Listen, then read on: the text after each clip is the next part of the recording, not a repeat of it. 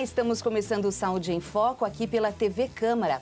Hoje vamos falar sobre um tema muito grave e que infelizmente está presente na nossa sociedade, está dentro das famílias, das escolas, dos grupos de amigos, a dependência química.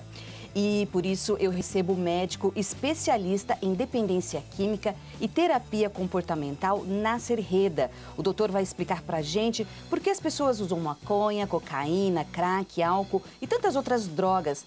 Como as drogas agem no cérebro, como é o mecanismo de dependência, a diferença entre o usuário casual e adicto e os tratamentos para sair da prisão das drogas. Doutor, muito obrigada por sua presença no Saúde em Foco. Eu que agradeço a oportunidade.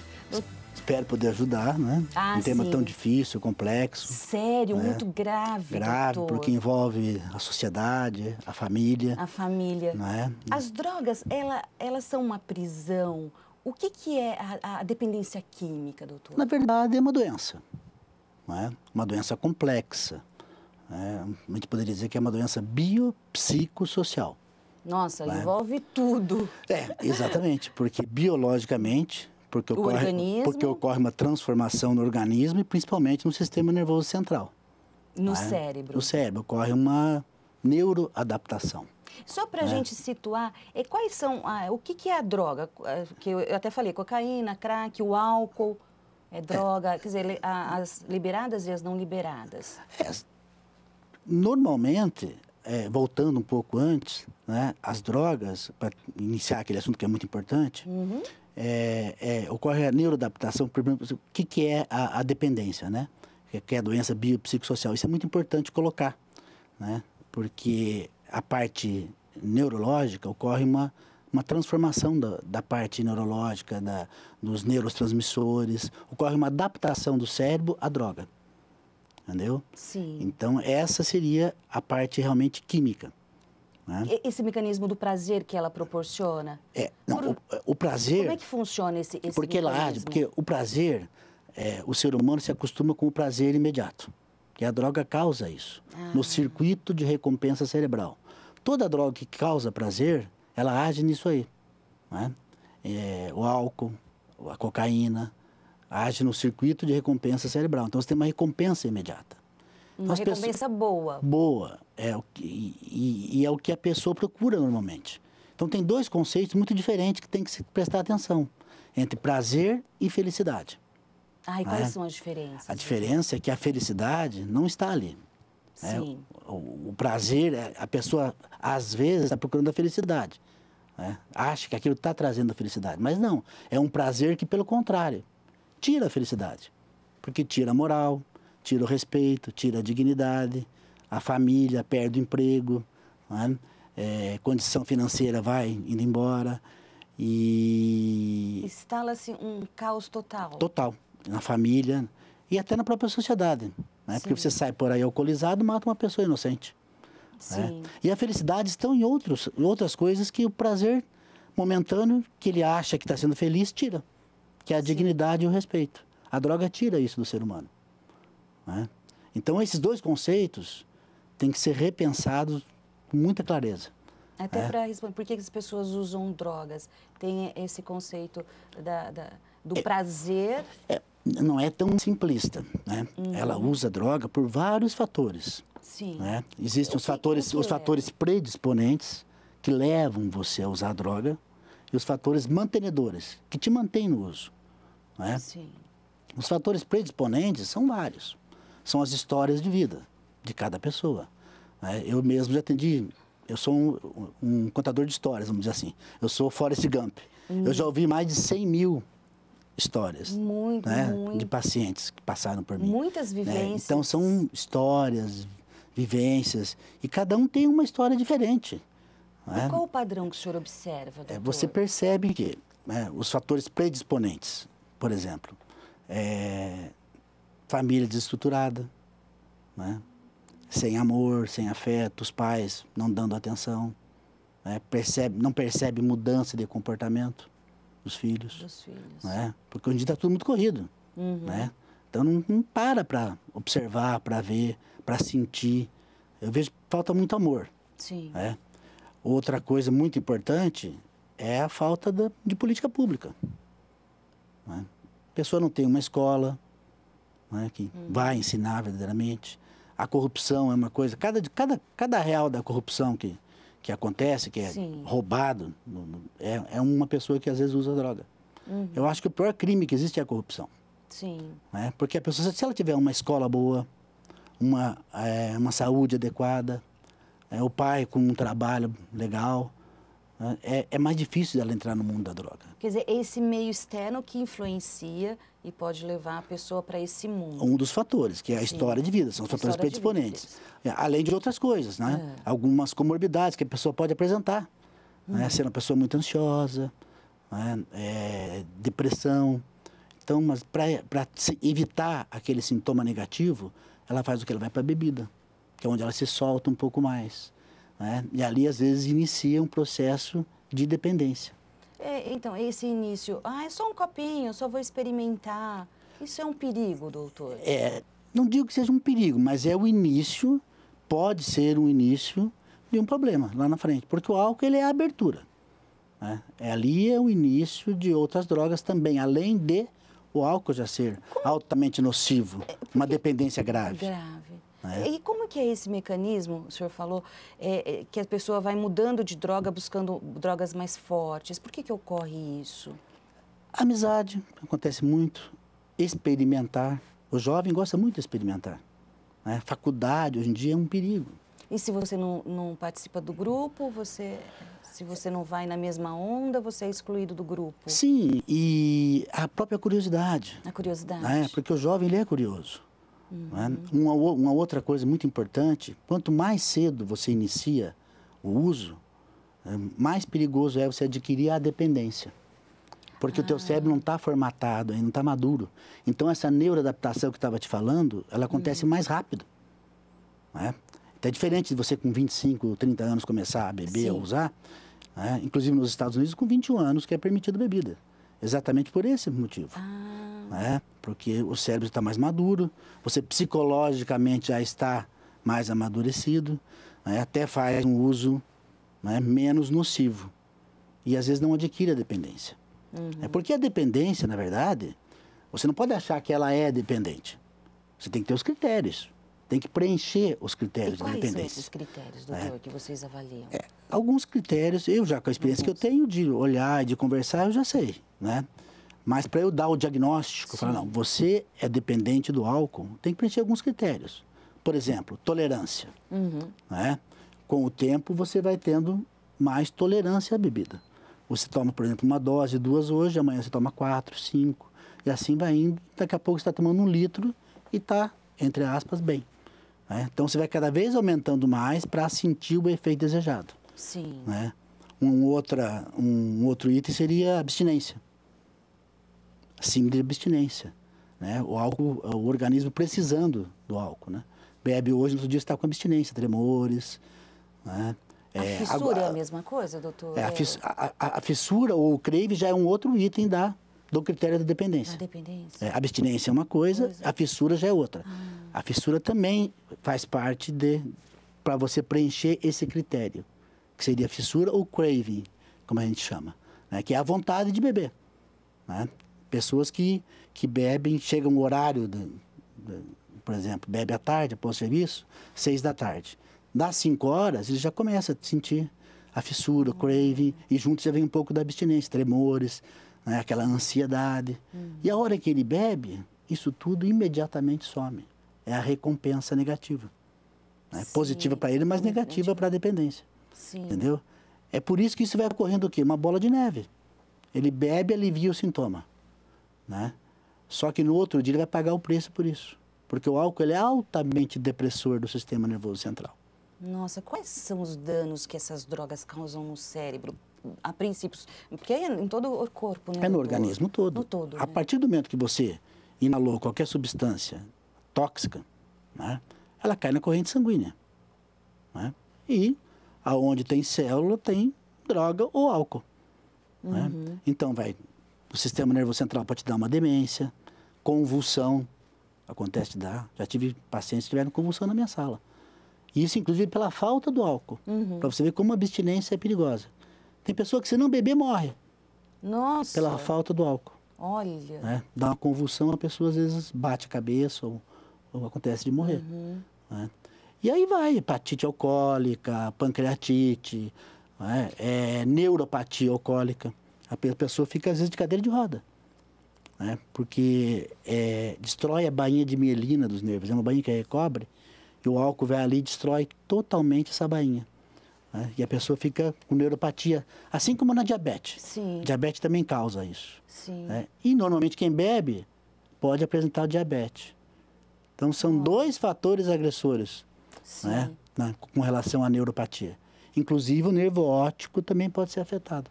E essas coisas acontecem quando já está num estado mais avançado. Quer dizer, as pessoas não percebem de imediato, porque a princípio está dando prazer, a tal da felicidade. As pessoas não percebem o corpo já sentindo isso, né, doutor? Não há exame que identifica isso. Não. É uma coisa bem complexa, porque realmente você não percebe. Quando você vê, você já está dentro da dependência, que é a doença que, voltando ainda naquele assunto que eu não terminei, né, que é a doença biopsicossocial, que eu falei um pouco da biológica, aí tem a parte psicológica, né, e a social, porque aonde você vai tem bebida.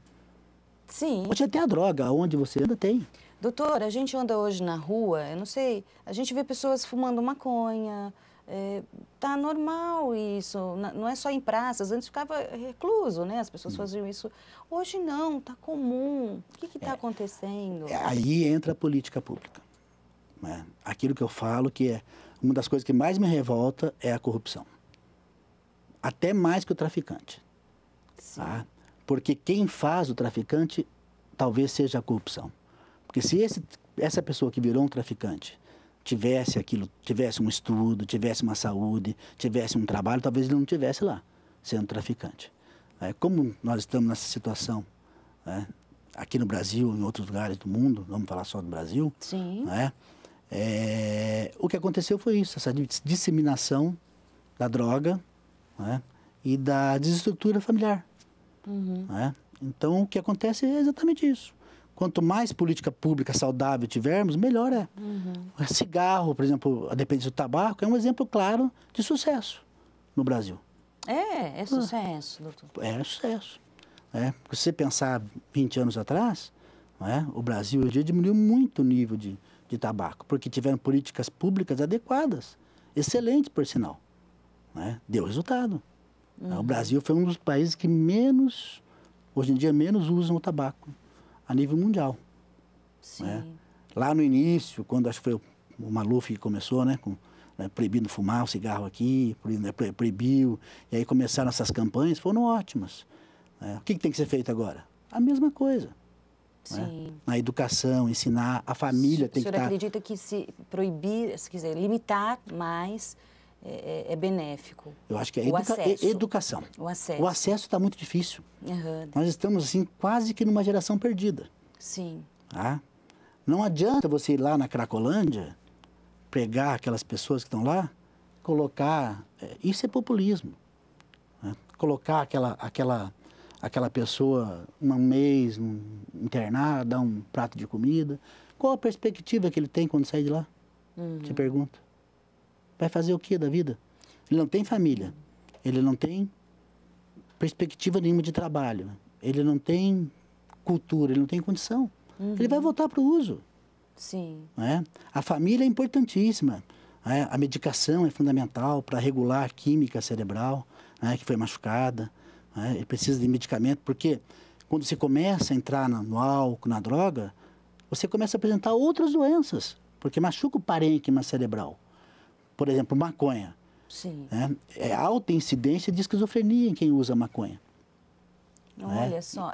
E muitas vezes as pessoas falam, a maconha não tem problema. Ela não faz mal. Me explica isso pra gente, doutor. Não, Como ela? Isso não é verdade. Se você faz um uso recreativo, você está lá na faculdade um dia, pegou um baseado de um amigo, fumou, isso é uma coisa. Se você adquirir a dependência da maconha, que começa dessa maneira, na bobeira. Aí você está fumando 6, 7, 8 baseados por dia. Se fuma um cedo, porque aí você já tem dependência física. A droga que mais causa dependência psicológica de todas é a maconha. É a maconha? Psicológica. Psicológica. Porque chega uma fase da dependência em que você tem que fumar para tudo. Você fuma para poder almoçar, poder jantar, poder dormir, poder até ir ao banheiro. Né? Você não consegue fazer mais nada sem fumar um baseado. Tem pessoas que eu já ouvi, prefere fumar maconha do que o cigarro. Quer dizer, as duas não são. Mas é uma ilusão. É ilusão. É ilusão. Isso. Né? É ilusão. Cigarro eu não fumo. Porque qual é a maneira que a pessoa arruma para poder fumar maconha? É minimizando o problema. Né? Porque sempre tem um lado, a gente chama isso de dualidade. Né? Por mais dependente que ela seja, tem um ladinho do outro lado dela lá que não quer usar. Porque ela está sofrendo também. Lá no íntimo dela, ela sabe que ela está sofrendo. Então, isso a gente chama de dualidade. Então, para poder usar sem culpa, ele consegue arrumar estratégias, né, para minimizar isso. Poder fumar sem culpa, ou usar então, drogas sem culpa. Não sei se seria correta a fase em que defende o uso das drogas, porque não, ela me faz bem, não está me fazendo mal. Ou então, se eu parar, eu vou me sentir mal, porque eu estou bem. Então, um pouco é a dependência que não deixa. Já é a necessidade física. Né? Necessidade Começa física a buscar e esses psicológica. subterfúgios, essas desculpas. Essas estratégias, né, para poder usar sem muita culpa. Né? Então, tudo isso é uma doença muito complexa. Né? Como eu falei, ela é biopsicossocial. Né? Não adianta tratar só um indivíduo, não é como uma pneumonia, por exemplo. Você está com pneumonia, eu vou lá, te dou remédio, pronto. Ali não, ali você vai estar em confronto, em contato, os amigos falam, mas você não vai mais beber? Por quê? Parece que é uma coisa do outro mundo não beber. Né? Mas como? Por quê? E aquela coisa, aquela indagação, aquela pressão, às vezes até sem maldade. Né? Sim. Né? Por causa da sociedade. Parece que está tão inserido, né, na cultura. No contexto. Né?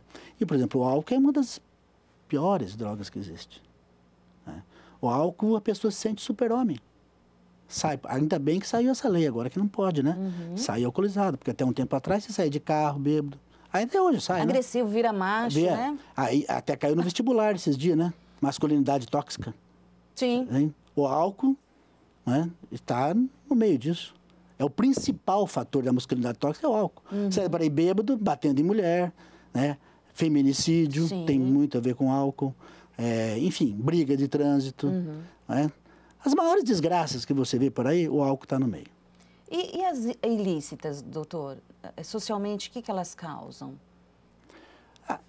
As que não são legalizadas, né? Cocaína, crack, êxtase... É quase a mesma coisa. Né?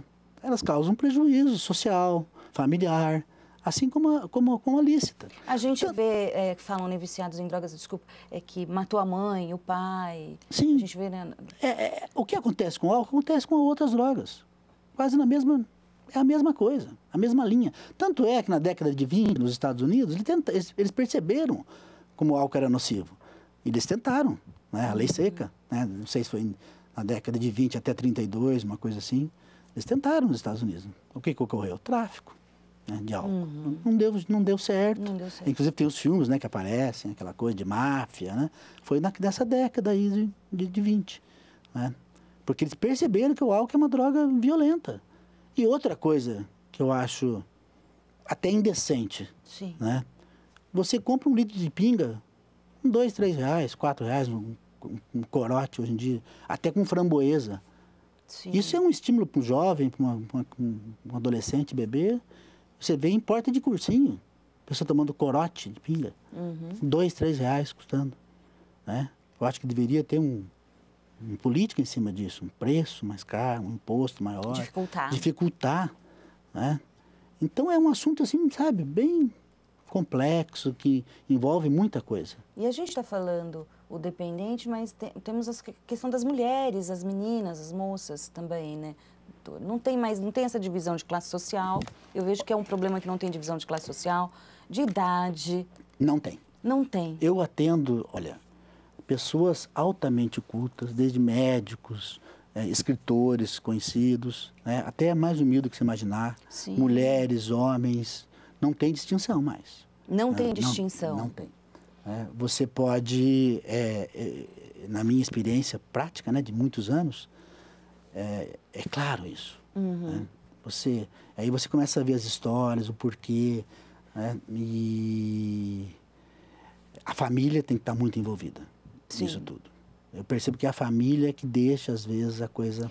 Como que a família percebe que tem um integrante, pode ser o pai, pode ser a mãe, pode ser o filho, pode ser o sobrinho, né? Porque a gente está falando que atinge todas as idades, né? Às vezes pessoas com mais idade que iniciam um vício. Como que ela pode perceber, doutor? Uma coisa importante que eu quero te falar é que não é necessário que a pessoa preencha os critérios da dependência, seja um dependente de droga ou de álcool, para se tratar ou procurar ajuda. Porque se ela chega no meu consultório, eu percebo que ela não é dependente, ela cai num outro critério, que é o uso nocivo. Uso nocivo. Certo? Olha. Então, às vezes a pessoa senta no meu consultório e fala, doutor, você acha que eu sou dependente? Eu falo, olha, eu vou te falar... Deve ser a primeira preocupação. Isso já não me interessa mais, eu falo para ele. Se você está aqui sentado aqui, é porque alguma coisa não está legal na tua vida. Senão você não estaria aqui. Ou é com a tua família, ou é com a parte financeira, alguma coisa não está certa. Senão você não estaria aqui. Então vamos pensar em melhorar a tua vida? Isso é para responder a tua pergunta. Sim. Como que percebe? No dia a dia você vê que uma coisa não está legal aqui, outra ali. Um dia bebe demais, fala o que não deve. E você, aquilo vai machucando, vai sobrecarregando a família. E ele mesmo, a pessoa com o tempo, vai sentindo que tem um problema. E isso é uma coisa que você não consegue esconder para sempre. Uma hora a casa cai. E aí é onde você consegue perceber. Você percebe. Sim. Se você está ao lado do seu marido, do seu filho, você vê mudança de comportamento, agressividade. Começa a mudar. Ansiedade, depressão, se isolar. Todos os sintomas de um cérebro doente, porque o cérebro é um órgão. Igual o fígado, o rim, pâncreas. Você está ruim do rim, você tem dificuldade para urinar, você tem sintomas. Você não está bem do teu sistema nervoso, que é um órgão, você vai sentir o quê? Ansiedade, nervosismo, pânico, bipolaridade, uma coisa que acontece em quase todos os dependentes. Que são as comorbidades, as doenças que advêm... de humor. Mudança de humor, que advém, doenças que advêm devido a machucar o parênquima cerebral. Uma região aqui do cérebro, da nossa cabeça. Exatamente. O parênquima seria o cérebro todo. Vai machucando aquilo. Dificultando os neurotransmissores que ligam os neurônios. Então, mas para tudo aqui isso... Essa área aqui, ó, doutor, aqui na frente, que é responsável por brecar, né? É a área frontal. É afetada? É a área frontal, principalmente. É onde fica impulsivo. Onde fica o circuito de recompensa cerebral. É exatamente nessa área aí. Mas, por exemplo, a maconha, ela já age em vários lugares do sistema nervoso. Então, cada droga, ela age num ponto. Mais em um ponto. A cocaína e o álcool, por exemplo, agem no mesmo lugar. Por isso que eu digo que a pessoa está bebendo. Quem quer parar de usar cocaína, por exemplo, eu não trato se não quiser parar de beber também. Porque o álcool age no mesmo lugar. Bebeu dá vontade de usar cocaína. Entendi. Entendeu? Então tem que ter essa consciência de que você quer mudar de vida. Porque quando você vai lá, você quer se tratar de uma doença dessa, na verdade você não quer tratar disso, entre aspas. Você quer mudar a tua vida. Você quer melhorar a tua vida, você quer melhorar a tua saúde, tua família, tua moral, teu respeito. Você quer ser um ser humano melhor. Essa é a verdade. É para isso que você está sentado ali na minha frente. Só que para isso acontecer, você tem que parar de usar substâncias. E como parar, doutor? Se há uma dependência, um vício? Eu pergunto, eu me ponho assim, como parar? Não é fácil, mas também não é tão difícil. Primeiro a consciência. Muito bom. Tem tratamento. Sim. Primeiro a consciência de que tem um problema. Humildade. Esse é o primeiro passo, eu falo para os meus pacientes. Humildade e perseverança. Porque se acha super-homem? Não, isso não me faz mal. Não, acha que não tem um problema. Não tem. Eu não tenho. Quem tem é o João lá, eu não tenho. Eu sou melhor que ele. Isso é bem característico. É bem, né? Não, a partir do momento que ele consegue se conscientizar de que tem um problema, já é o primeiro passo. Aí entram vários fatores. O primeiro, como é biológico, é um tratamento. Você tem que equilibrar a pessoa, estabilizar o humor dela, melhorar a ansiedade, melhorar a depressão, melhorar o sono. Quem usa droga e bebe não dorme e não come. O álcool, por exemplo, é altamente energético. Quem bebe não dá fome. Então, verdade. Por que não dá fome? Porque ele tem alto valor calórico. Só que é uma molécula vazia. não tem proteína, não tem vitamina. Por isso que a pessoa não tem fica... nutriente bom para o corpo. Não tem. Ela fica fraca, só que não come. E também não dorme. E tem depressão, porque ela é depressora do sistema nervoso central. Então, o que nós temos que fazer? Primeiro, equilibrar tudo isso. Deixar ela em condições físicas, né, adequadas, né, sem ansiedade, sem depressão, modular a parte de vitamina, de hormônio, que isso tudo destrói. E aí é medicação que o senhor Medicação. que entra? Medicação. Tem que tomar medicação. Existe medicação, hoje em dia, super eficaz. E são medicações acessíveis, preço, tudo? E o usuário segue o tratamento ou também abandona, doutor? Esse é um outro caso bem complexo. Eu tenho até um problema que, às vezes, né, pela experiência que a gente já tem, o tratamento é tão eficaz que a pessoa já fala aquele tal do chá do já tô bom. Eu não vou mais, o doutor Nácio, já tô bom, não preciso mais. Isso é uma coisa que complica a mim e a outros profissionais que estão dessa área. Né? Então, realmente, por isso que eu falei no início, agora há pouco, né? Humildade e persistência. Não pode achar que está bom. Né? É demorado, é a longo prazo. E a família tem que estar imbuída. Outras coisas importantes. Né? Tem que se afastar dos ambientes que proporcionam a droga. Com certeza. Tem paciente meu que às vezes está com dificuldade, né? E alguns exemplos, porque eu sou o Forrest Gump, né? Contador de história, que eu te falei agora há pouco, né? Foi até um escritor que falou para mim, falou, nossa, as histórias que você tem, poderia até escrever uns livros. Sim, né? Eu falei, mas não é a minha área. Eu falei para ele, você escreve lá, até já faleceu. Né? Eu posso falar porque até ele comentou que esteve aqui, né? E também não vou falar o nome. Então, é muito interessante essas histórias. E até me tem alguma história que te marcou? Nossa. Se você seja de mulher, de homem, criança, adulto, criança assim que eu digo, né, mais jovens. Se você ficar no meu consultório um dia, você desacredita das histórias. É muita história. Coisas que a gente não pode nem imaginar. Você não tem ideia das loucuras que existem. Vou te contar uma. Uma de agora há pouco tempo. Entrou um paciente de origem oriental na minha sala e chorando aquela coisa, e não parava de chorar, e falava, eu cheirei meu pai. E eu falei, e continuando a entrevista, a consulta, chegou uma hora que eu falei, mas espera aí, vamos parar tudo, e eu não estou entendendo. Eu falei, me conta, por que você não para de falar isso? O que ele tinha feito? Ele morava num sobrado, né, e ele era de origem oriental e estava em cima cheirando cocaína. No andar de cima, a mãezinha velha embaixo, né? E estavam lá, aquela folia de 5, 6 pessoas, e a mãe subiu a escada. Minha mãe está vindo, você que esconde a cocaína. O que um deles fez? Pegou a cocaína e jogou dentro de um potinho que tinha lá, né? E nesse potinho tinha o quê? As cinzas do pai dele. Né? Meu Deus. Aí a mãe desceu, misturou aquela cocaína com aquilo tudo, né? Com as cinzas do pai. O que eles fizeram? Usaram daquele jeito mesmo, cheiraram daquele jeito. Onde chega o ser humano e a fissura, e o crave, a vontade, a loucura do ser humano. Esse é um exemplo assim que eu estou te contando agora. Sim. Agora, você imagine 100 mil histórias. Eu atendi 100 mil pacientes até hoje. São 100 mil histórias. E a gente está falando das histórias, né, lógico, privando o paciente, mas é só para a gente ter a noção de como esse assunto é sério, como a gente falou no começo. Muito tão complexo. Prevalente, está comum, né, doutor?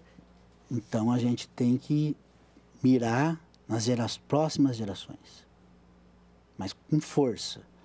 Né? O combate é importante.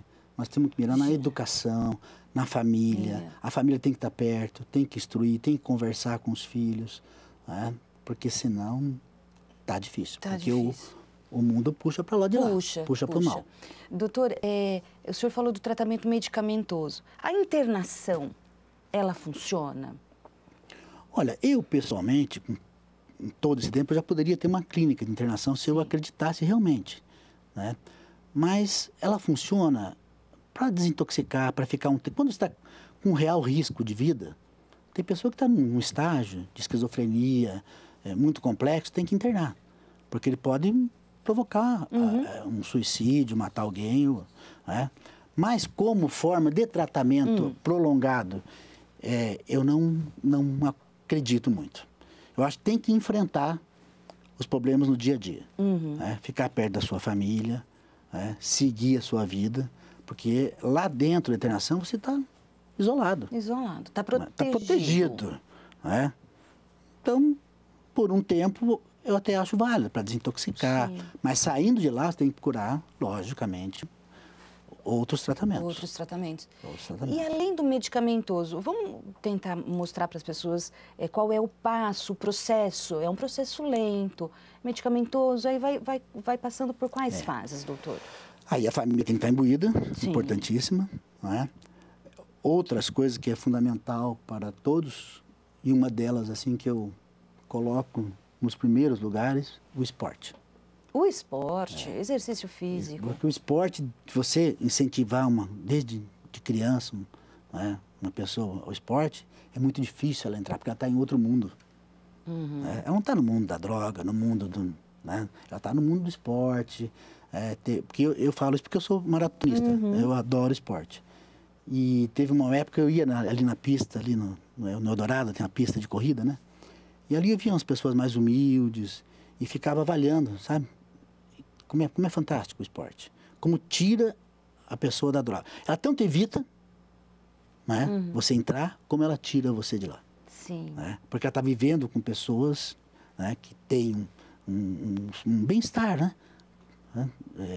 Físico, mental, liberação de endorfina. De endorfina, então, substância. Que é a substância que prazerosa, que alivia até a tensão dele, né, na ansiedade. Religião é uma coisa que eu percebo, né, que as pessoas conseguem. É um aliado. É um aliado, porque, no mínimo, é uma terapia. Você está lá em qualquer religião que for, você está lá ouvindo coisas boas. Conversando com pessoas que estão ali imbuído de coisas boas, né? Sim. Então, independente do seu credo, né, eu acho, o que eu percebo também que são dois aliados principais nessa caminhada longa, que é uma caminhada longa. Né? O esporte, 3, né? Esporte, 4, tratamento, o esporte, religião e família. Para te dizer, assim, lógico que ainda tem muito mais coisas. Sim. Né? Aí tem um autoconhecimento, autocrítica, a humildade. Né? Tem muita coisa que a gente vai trabalhando isso durante o tratamento. E esse tratamento é para o resto da vida?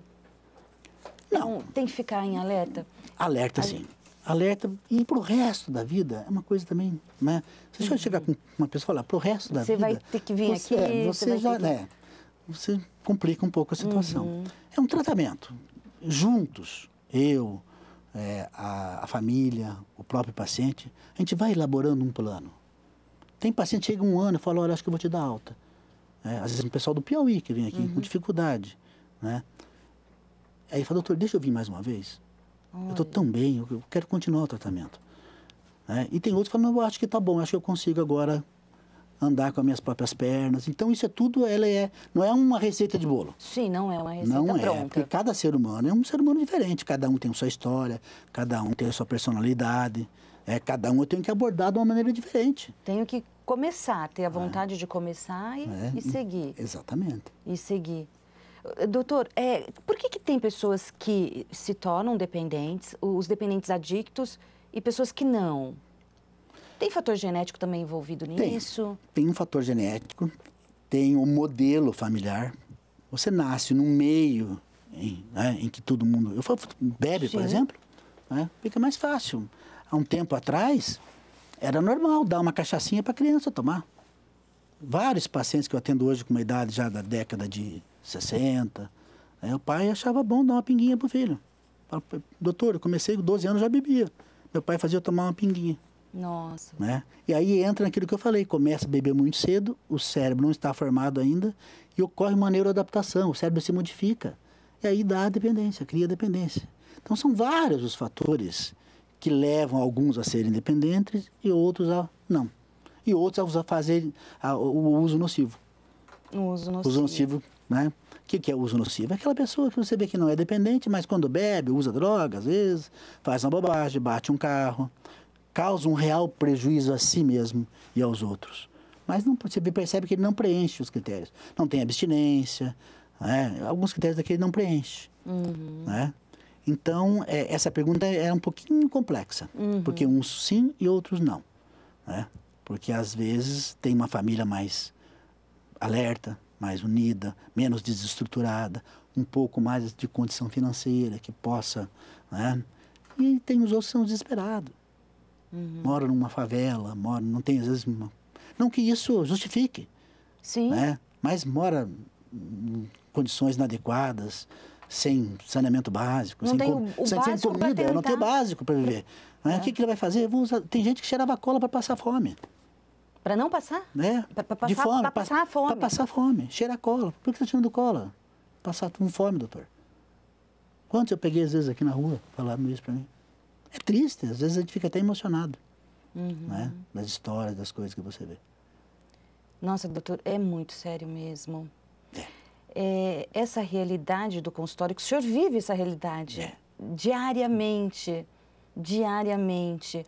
Ao longo desse tempo que o senhor está atuando, há mais de 30 anos, qual foi a principal mudança do perfil que o senhor percebe do nosso dependente químico? Uma das mudanças, assim, várias mudanças foram acontecendo, porque foram décadas. Sim. Né?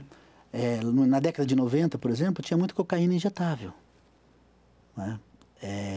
Inclusive, eu atendi um rapaz de Portugal uma vez, que é uma outra história que você perguntou, né? Uma história que pode me contar, que é a que me marcou. Isso já tem muitos anos. Né? E ele era de Portugal. E lá, né, ele usava heroína, né? Aqui no Brasil, até hoje, quase não tem. Ainda bem. Ainda bem. Graças a Deus. E ele usava, então tinha uns cordões assim no braço, heroína injetável. Ele falou, doutor, eu uso até no pênis. Heroína injetável. Eu falei, você não faz isso? Eu falei, faço. Aí eu falei, deixa eu ver. Ele me mostrou uma coisa horrorosa. Ali nas veinhas? Ali? Do pênis. Para você ver a situação. Né? Então, com o advento do crack... Essas drogas novas, as drogas sintéticas, algumas são um mudanças perigo. também. Não, então, mas na década de 90, com o advento do crack, né, e a própria AIDS, hoje em dia já quase eu não pego mais cocaína injetável ou drogas injetáveis. Isso praticamente sumiu, né, com o advento do crack. Né? Então, aí vieram as drogas sintéticas, mas no bojo, lá no final da ponta, é a mesma coisa. É a desgraça da família, a desgraça dele. Né? Na verdade, no final vai cair todo mundo no mesmo saco. Né? Não tem como escapar, só muda o CPF. Só muda as histórias são as mesmas. O número do cartão do SUS. Né? Agora, essas mudanças existem, né? Durante o passar de tanto tempo. E foi ficando mais democrático. Como eu disse você no início, né? Onde vai, tem. Sim. Né? E toda a classe social está usando. Né? Quando não usa uma coisa, êxtase, por exemplo, virou uma coisa normal entre os estudantes de faculdade. Todas essas festas estão usando êxtase e bebendo em cima. O êxtase, o que ela faz, doutor? Ele potencializa, é um energético, ele tem um dano gigantesco no sistema nervoso central. Né? Ele realmente, como ele é muito, ele acelera demais, né? Uma droga que te acelera o coração, acelera a mente e não te deixa dormir, te deixa acordado, acelerado. Né? Então é perigoso você ter uma convulsão e morrer. Né? Certo. Doutor, e quando a pessoa diz assim, não, eu tenho controle, eu uso quando eu quero. Isso pode ser que sim, mas na maioria das vezes não. Isso é uma desculpa. Autossabotagem. É autossabotagem. É interessante, então, quem é dependente, tem o vício, perceber essas artimanhas que ele próprio cria, porque psicologicamente... Ele só vai perceber mesmo quando ele estiver pior. Só quando estiver pior. Ele. Mas a família já consegue perceber antes. Quem está perto, os amigos. Não sei você, talvez, alguém aqui. Né, tem um amigo que você olha e fala, mas aquele cara... Ele bebe demais, não está legal aquilo, tem uma coisa que está errada. As pessoas conseguem perceber. Ele mesmo, na maioria das vezes, vai perceber a hora que estiver mais lá embaixo. Mas as pessoas que estão ao lado podem ajudar. Olha, eu acho que você não está legal. Só que normalmente, se você fizer isso, às vezes, conforme o nível que ele tiver, né, ele pode ser que ele não goste muito. Se afaste até... E como nesse caso, quando eu estiver nessa situação de resistência? É saber abordar. É saber abordar. Mas aí tem que ser um profissional, um psicólogo, talvez, porque a abordagem é uma coisa... é uma das coisas principais do tratamento. Do jeito do paciente entrar na sala, e dos primeiros 5 minutos que ele estiver conversando com você, se você não souber abordar e entender a personalidade dele, o que ele está procurando, você perde o paciente. Entendeu? É fundamental a abordagem para ele criar esse vínculo com você, com o médico. Esse vínculo é fundamental. Né? Então, a abordagem é super importante. Só que uma pessoa leiga, às vezes, vai abordar da maneira errada. O que normalmente a família faz. Então, Xinga, briga. Quais são os erros da família ou das pessoas que estão em volta ao lidar com vários, porque... justamente para a gente orientar. Quais são os principais erros? São vários erros, vários. O confronto é o principal. Né? O confronto é o principal. Tem que ir pelas beiradas. O amor, o carinho. Eu sei que é difícil, porque a família está... Então, é o amor. Falar, meu filho, eu te amo tanto, mas o que você está fazendo? Você está destruindo a tua família. Mas ele reconhece esse amor da família? Começa a perder o afeto. Mas... Então, porque vai perdendo. Vai perdendo, mas não existe outra maneira. O amor sempre vai vencer. Muito lindo, adorei essa frase. O amor sempre vai vencer. Não tem outro jeito, o confronto não vai dar certo. Né? Pelo menos é o que eu vivencio, né? Então, o que eu digo para a família é isso. Alerte quando perceber mudança de comportamento, conversar, mas abordar de uma maneira mais humana. Sim. Né? Porque a família já fica... Você está usando droga, aquela coisa, aquela histeria, né? Porque sabe como é que é a família, né? Caos, é o caos, parece que o mundo acabou. E normalmente eu trato dos acompanhantes também, né? Dos familiares estão doentes. E os acompanhantes da família... Está doente, é verdade. São né? A maioria do trata de mim também, me ajuda. Às vezes está pior que o próprio paciente. Por quê? Porque se envolve demais, até normal, né? E, enfim, tem que abordar, mas aí tem que ter um profissional. Sim. Né? Eu acho que um psicólogo, um médico, um especialista em terapia comportamental, né? Independência química, enfim, iniciar alguma coisa. Tá? Doutor, nós estamos chegando ao final do nosso programa. Voltando lá no começo, gente, como o doutor falou, é uma doença. Eu acho que o primeiro reconhecimento é uma doença. Eu queria que o senhor deixasse uma mensagem final e também, principalmente, para essa pressão social que há do indivíduo. Olha, você participa do grupo, você só vai se divertir se tiver a bebida, o álcool, a droga, senão você está excluído do grupo, do convívio social. Como é que a gente pode lidar com isso? Isso tem que ser lidado desde a primeira infância, que eu fiz com a minha filha. Aquele ditado, Maria vai com as outras, colocar, não seja um Maria vai com as outras, funciona, principalmente para jovem? Muito difícil, né? Ainda mais hoje em dia. Então, justamente por causa dessa pressão. A pressão existe, mas quando você sai, você já está... Você tem que ter uma família. Você tem que estar instruído. Né? É o que eu fiz com a minha filha, por exemplo. Né? Estou instruindo, falando, olha, você vai para a faculdade, já passou na faculdade agora. Falei, lá vai ter isso, vai ter... O teu pai já te falou tantas vezes isso. Isso, essa conversa. Só que existe só que também tem uma coisa... Desculpe de ter te interrompido. Não, mas... Só que tem uma coisa também, que todos nós temos o livre-arbítrio. Não é culpa do pai, às vezes. Não é culpa do pai. A culpa não é do pai, é do avô, do bisavô. Sempre tem que ter algum culpado. Às vezes, não. A escolha é tua. Você foi bem criado, você foi orientado, já aconteceu várias vezes, acontece isso. E ele escolheu aquilo. Então, ele vai ter que pagar o preço também. Não é?